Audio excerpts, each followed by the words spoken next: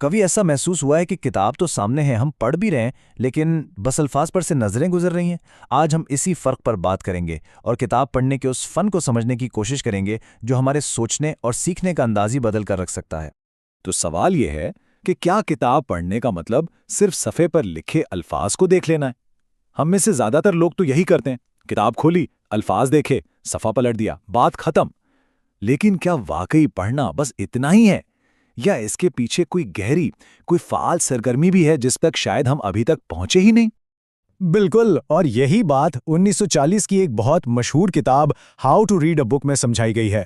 اس کا مرکزی خیال یہی ہے کہ پڑھنا کوئی غیر فعال یعنی پیسو کام نہیں ہے، یہ ایک بھرپور ذہنی سرگرمی ہے۔ سوچیں، اس میں اتنا ہی فرق ہے جتنا فلم دیکھنے والے اور فلم ڈائریکٹ کرنے والے میں ہوتا ہے۔ ایک فعال قاری یعنی ایک ایکٹیو ریڈر صرف کہانی نہیں سنتا، وہ مصنف سے سوال کرتا ہے، اپنے ذہن میں بحث کرتا ہے اور الگ الگ نکات کو آپس میں جوڑتا ہے۔ اور اسی فن میں مہارت حاصل کرنے کے لیے 4 الگ الگ درجے یا لیولز ہیں۔ ہر لیول سمجھ کی ایک بالکل نئی دنیا کا دروازہ کھولتا ہے اور کتابوں کے ساتھ ہمارے رشتے کو ہمیشہ کے لیے بدل سکتا ہے۔ تو چلیے دیکھتے ہیں کہ پڑھنے کی یہ 4 سطحیں آخر ہیں کیا۔ یہ سفر 4 مرحلوں میں طے ہوگا۔ پہلا ہے ابتدائی، پھر معائناتی، اس کے بعد تجزیاتی اور آخر میں ترکیبی۔ ہر سطح ہمیں پڑھنے کے فن میں اور گہرا اتارے گی۔ تو سب سے پہلے بنیاد رکھتے ہیں، بات کرتے ہیں پہلی 2 سطحوں کی، جو بنیادی باتوں سے کئی آگے کی چیز ہے۔ پہلی سطح تو بہت بنیادی ہے، اسے کہتے ہیں ابتدائی پڑھائی۔ یہ وہ چیز ہے جو ہم سب اسکول میں سیکھتے ہیں، ہر پہچاننا، الفاظ بنانا اور جملوں کا سیدھا سادہ مطلب سمجھنا۔ یہ سمجھے کہ یہ ہمارا سٹارٹنگ پوائنٹ ہے۔ اب دوسری سطح پر آ کر چیزیں دلچسپ ہونا شروع ہوتی ہیں۔ اسے کہتے ہیں معائناتی پڑھائی۔ یہاں ایک قاری سے زیادہ ایک جاسوس بن جاتا ہے، جو کتاب کو پڑھنے سے پہلے اس کا اچھی طرح معائنہ کرتا ہے۔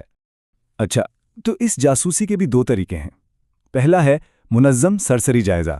سوچیں کہ جیسے کسی بک سٹور میں کوئی کتاب اٹھائی اور اس کی فہرست، انڈیکس اور مصنف کے بارے میں پڑھا، صرف یہ سمجھنے کے لیے کہ کتاب کا ڈھانچہ کیسا ہے۔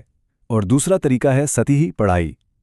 اس میں پوری کتاب کو ایک ہی نشست میں تیزی سے پڑھ لیا جاتا ہے، بغیر رکے۔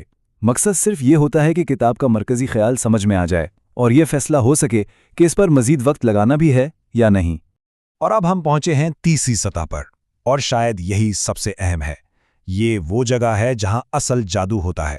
اسے کہتے ہیں مصنف کے ساتھ ایک گفتگو۔ فرانسس بیکن کا ایک بہت مشہور قول ہے، کچھ کتابیں چکھنے کے لیے ہوتی ہیں، کچھ نگلنے کے لیے اور کچھ چبا کر ہضم کرنے کے لیے۔ یہ جو چبا کر ہضم کرنے والی بات ہے نا، یہ دراصل تجزیاتی پڑھائی ہی ہے۔ یہ وہ عمل ہے جس میں کتاب کو صرف پڑھا نہیں جاتا، بلکہ اسے پوری طرح سمجھا اور اپنایا جاتا ہے۔ یہ بالکل ایک گہری غوطہ خوری کی طرح ہے، اور اس میں مہارت کے لیے ہمیں اسے 3 منظم مرحلوں میں سمجھنا ہوگا، تبھی ہم کتاب کی روح تک پہنچ پائیں گے۔ تو پہلا مرحلہ ہے کتاب کا ایکس رے کرنا، مطلب اس کے سرورق سے آگے جا کر اس کے اندرونی ڈھانچے کو سمجھنا۔ یہ کتاب آخر ہے کس بارے میں، اس کی بناوٹ کیسی ہے، اور مصنف کون سے بنیادی سوالات کے جواب تلاش کر رہا ہے۔ اچھا، تو یہ ایکس رے کیسے ہوگا؟ اس کے لیے 4 کام کرنے ہیں۔ پہلے تو کتاب کی قسم پہچانیں کہ یہ فکشن ہے یا نان فکشن، عملی ہے یا نظریاتی۔ پھر اس کا مقصد صرف 1 یا 2 جملوں میں بیان کریں۔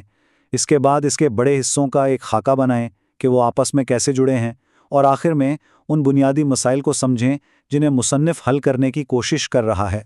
جب کتاب کا ایکس رے ہو جائے تو دوسرا مرحلہ ہے مصنف کے پیغام کو ڈی کوڈ کرنا۔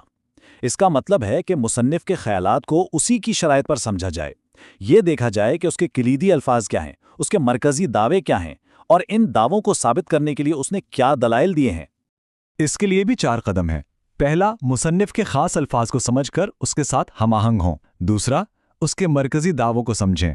تیسرا، اس کے دلائل کی منطق کو فالو کریں۔ اور چوتھا، یہ طے کریں کہ مصنف جن مسائل کو حل کرنا چاہتا تھا وہ حل ہوئے یا نہیں۔ اور جب کتاب کو اتنی گہرائی سے سمجھ لیا جائے، تبھی تجزیاتی پڑھائی کا تیسرا اور آخری مرحلہ شروع ہوتا ہے۔ یعنی اب مصنف کے ساتھ گفتگو کی جا سکتی ہے، ایک باخبر اور منصفانہ تنقید۔ یہ وہ حق ہے جو کتاب کو گہرائی سے سمجھنے کے بعد ہی حاصل ہوتا ہے۔ لیکن ایک بات یاد رکھنے کی ہے، تنقید کا مطلب یہ نہیں ہوتا کہ مجھے یہ پسند نہیں آیا۔ نہیں، تنقید کی 4 ٹھوس بنیادیں ہوتی ہیں۔ ये कहा जा सकता है कि मुसन्निफ किसी अहम बात से लाइल्म है, या उसकी दी गई मालूमात गलत हैं, या फिर उसकी मंतिक कमज़ोर है, और चौथा ये कि उसका तज्जिया नामुकम्मल है। तो अब चलते हैं पढ़ने की चौथी और आखिरी सतह की तरफ, जो सबसे ऊंची, सबसे मुश्किल और शायद सबसे ताकतवर है। इसे कहते हैं तरकीबी या सिंटॉपिकल रीडिंग। यहाँ मकसद एक किताब को समझना नहीं, बल्कि बहुत सी किताबें पढ़कर किसी एक पूरे मौजू पर महारत हासिल करना है। यहाँ एक कारी एक मुहक्किक यानी रिसर्चर बन जाता है।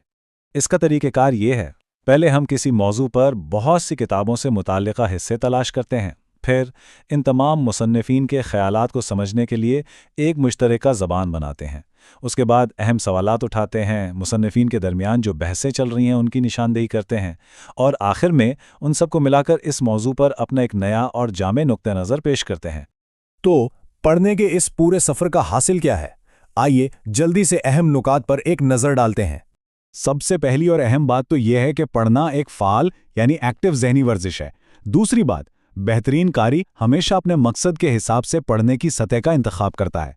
तीसरा ये कि हकीकी समझ तब आती है जब मतन के साथ एक गहरी गुफ्तगू की जाए। और आखिर में किसी भी मौजू का माहिर बनने के लिए सिर्फ एक किताब से आगे देखना पड़ता है।